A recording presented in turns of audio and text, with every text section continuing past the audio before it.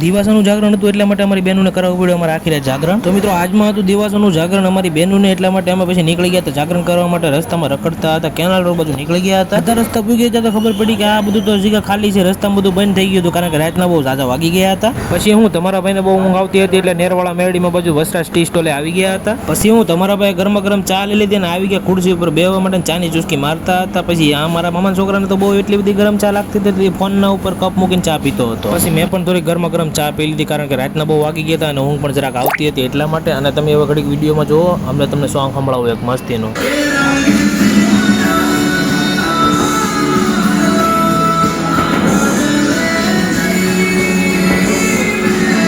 પછી હું બેઠા બેઠા તમારા ભાઈને થોડી ભૂખ લાગી ગઈ હતી એટલા માટે તમે પિઝાનો અને સેન્ડવિચનો ઓર્ડર મારી દીધો. અને અમારે જો ઘણા ભાઈ કેમ સેન્ડવિચ ખાય છે, આ કે જો એને સેન્ડવિચ ખાતા ખાતા તમને પણ તમારા મોઢામાં પાણી આવી ગયું ને જરા કોમેન્ટ મારી દેજો, કારણ કે તમે કોઈ આવું જોયું નહીં હોય ને એટલા માટે.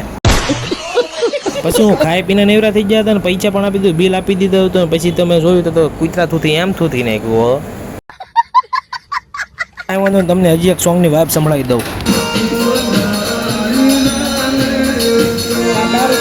પછી હું મિત્રો નેરવાળા મેળીમાં દર્શન કરવા આવી ગયા. દર્શન કરીને પાછા નીકળી ગયા હતા. અમારે જવાનું હતું પુલ બાજુ બેસવા માટે. પછી હું મિત્રો ડાયરેક્ટ આવી ગયા હતા અમે પુલ બાજુ, અને પુલનો નજારો કંઈક આવો દેખાય છે. અમારા ઘણા ભાઈ લાવરા જેવા થઈ ગયા છે. નીકળી ગઈ હતી વિશ્વનાથ બસ, મસ્ત મજાની એક નંબર ગાડી. પછી મિત્રો હવે સવાર પડી ગઈ હતી ને સવારના વાગી ગયા હતા 6, એટલે અમે નીકળી ગયા હતા ઘર બાજુ, કારણ કે હવે અમને ઊંઘ આવે છે. એટલે મિત્રો 6 વાગી ગયા છે, ઘેરે પૂગી ગયા છે નિરાતે મસ્ત મજાના. હવે થોડીક ઊંઘ આવે છે એટલા માટે હું જરા ખુઈ જાઉં. વિડીયો કેવો ગમ્યો જરા કોમેન્ટ કરી દેજો, અને મળીએ જ કે નવા વિડીયોમાં કોને કોને જાગરણ કર્યું છે ને બેન ને તો બીજા ગમે એને તો જરા કોમેન્ટ મારી દેજો. મળીએ.